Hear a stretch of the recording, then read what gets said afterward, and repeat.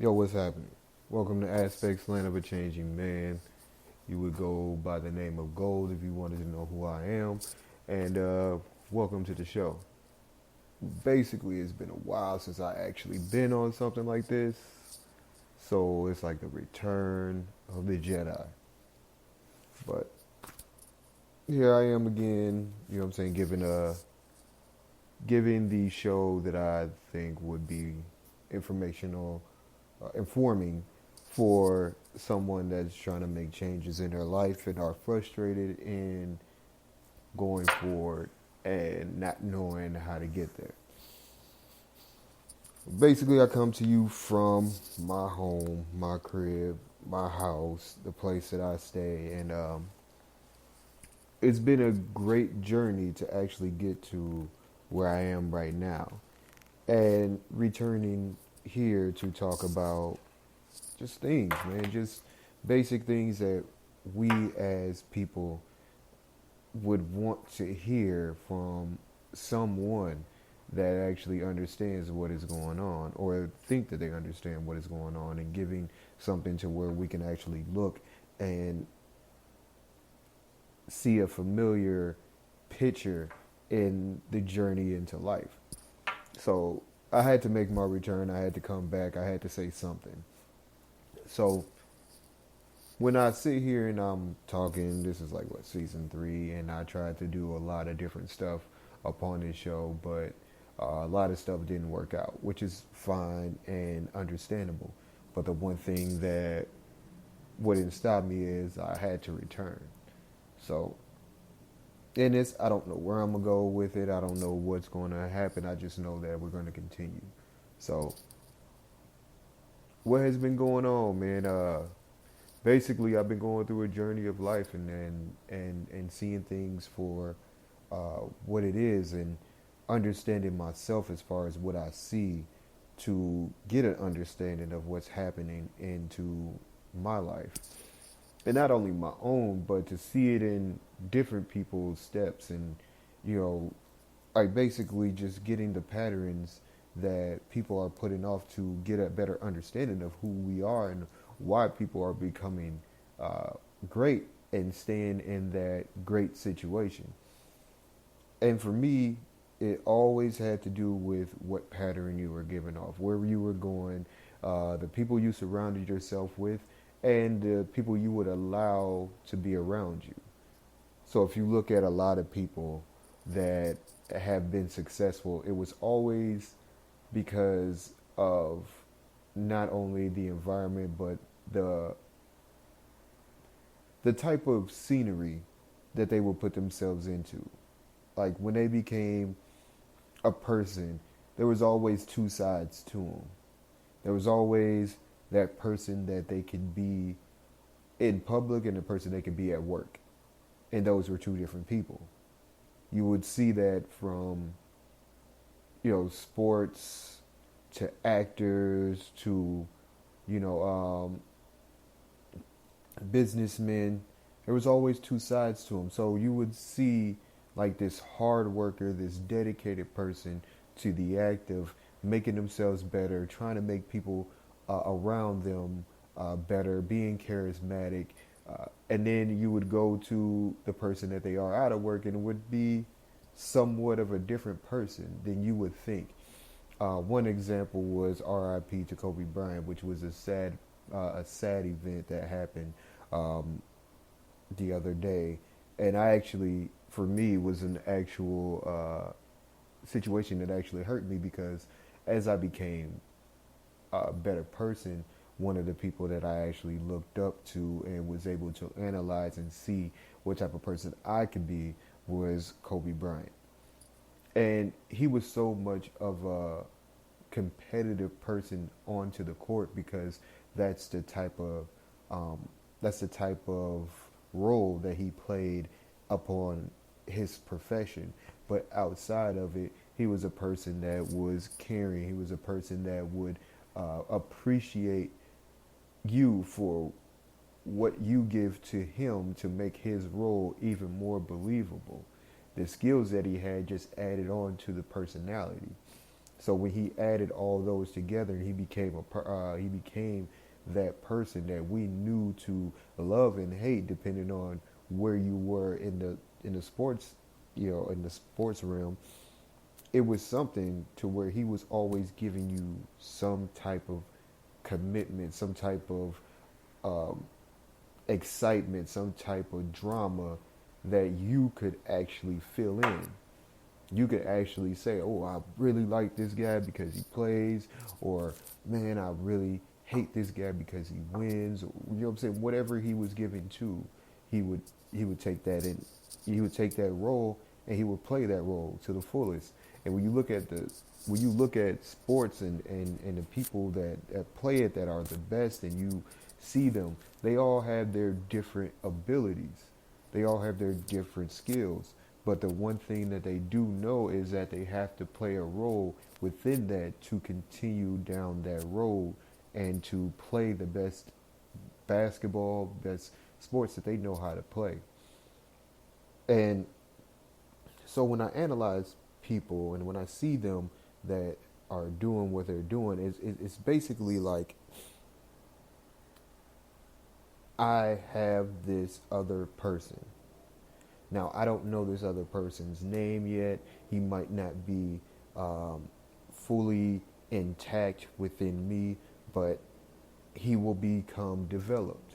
And a lot of that is shown by the person, the kind of environment that you are in within that. And some people would be confused up off of there because they didn't learn the same type of skills that this person has said that I have to do to become great. I was watching a show today, and some people say that greatness is measured upon numbers, but really greatness is measured upon what you do and how you do it and how you bring people up to the level that you're at. If Kobe wasn't, if Kobe, LeBron, Michael Jordan, people of that stature that demanded greatness wasn't as demanding or didn't have that type of attitude, they wouldn't be able to uh, not only frustrate other people, but bring the best out of the people that they are surrounding themselves with. And that was the way that they knew to bring that out. The one thing that would, the one thing that I think that would make somebody else um, believe what they're doing is great is the ability to know that whatever you're lacking in, that person can fill it to make it so that you're able to go be the best in whatever you do. And if you can sit here and say, okay, well, this person's doing that, so I can go do this, it is the greatest thing that you can have is that comfort. If you're in a movie and you know you're going with an actor that's going to give his all in this aspect, so you don't have to really work on the other stuff. You could just work on what you're best in. That's what gives you the skill. That's what gives you the most comfort and skills to be able to come in that. If you go work in a drama and you know that Denzel is going to give his scene the greatest, all you got to do is go in there and give him what he needs to sit here and be great. If you can bounce off of each other within your skills and within what's going on, you actually can make great people greater. Will Smith, you know what I'm saying, Samuel L. Jackson, people in that sort. If you know what you can do to bring that out of them or continue it so that you don't try to bring them out of the realm that they're in, but to fill the hole that they have. See, a lot of people don't understand that there are people that are great and their greatness bounces off of you and becomes even greater. A lot of people can work together with certain people and make the greatest thing possible because they know the comfort of that other person. Like, hey, I can't, in sports, hey, I'm not a 20 rebound type of guy. I'm a scorer. I'm a defender. But I get a guy that's able to defend and not only defend greater than me, but go get like 16 of those rebounds. Hey, you know what? If he can get 16, I might be able to get 4. So that helps you out a lot in the comfort of being able to sit here and say, like, this is what it is. Like I can bounce off of this person. I can become even greater than what I thought I would. Maybe I wouldn't go for it, not even one rebound, except for this guy is putting forth the effort to get 16 every night. 16, I could at least get 4. I can at least get 3 and try to make it so that he can get a 17. I can at least do what I can do to make it bounce off of me and make his energy bounce off of me so that we're able to connect on a level that gives us that type of greatness and victory. If we're able to see these things, that's what makes it great. But for a lot of us, we don't know how to analyze a situation to understand. We just go into a field and we're like, we're here, so people got to work with me. Or I'm not going to see what makes them great. I'm just going to do my thing and hopefully they get on the boat. No, you got to pay attention and know what you need to do. Some people can take getting yelled at. I'm one of those people that I'm competitive. So if the right person is telling me skills, it doesn't matter how they tell me what the skills is, I'm going to listen. But if you're not able to get my attention upon knowing what it is, I might want to tell you what's going on or how you can be able to do it. Our energies don't bounce out, but I can sit here and direct you into what can make me great. Hey, you know what? You might need to go look at this so that you can see. It's just my competitive level. It's just how I bounce off of people or how I choose to let people see like, hey, if you can go do this, this is what will make you greater. But it's all in the sense of how we do things or how we're able to do things to where, hey, let's fill that hole so there's no gap. Like we can walk across this bridge together if we're able to make it so that you do the wood, I do the steel, somebody else can do the air or whatever else, so that we're able to not only get across here, but get across here at a great time. But that's how we sit here and we work together. And a lot of times we have to connect with people at a later time when our ways become even more stubborn where they were before. So it's one where we have to be able to back up and actually see what we need to see to be able to do that, because you're older now. Now it's not you sitting here saying, oh, I can do this. It's I hope they can do that. I hope they do this so that I'm able to do it. So the stubbornness is something that can actually get in our way if we decide that we're actually, if we can't figure out how we're going to communicate in the right way to be able to make it work. And in that, because we can put that in relationships, because a lot of relationships today are older people, more stubborn people getting into relationships. If you have kids or you have your own house or you have, a job that makes a lot of money, somebody that comes into that field is going to have to deal with a person that probably won't be able to clearly at a time see the way that they're going to change. They have to change to be able to make it work. So it's for one person to be able to back up and bring them into what it is.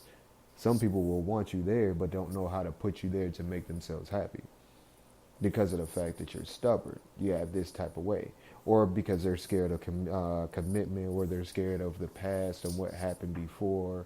They're more into putting their energy on you instead of putting their energy on themselves. So it becomes that type of situation where, somebody has to be humble, see themselves as the person that's going to back things up, and hey, you know what? We need to calm down. Usually you want that to be the man.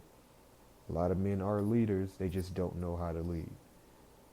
And being able to back up, pause, and give a person that type of energy, or give that person that type of knowledge to be able to know, hey, this is how we calm down, is what it's going to be.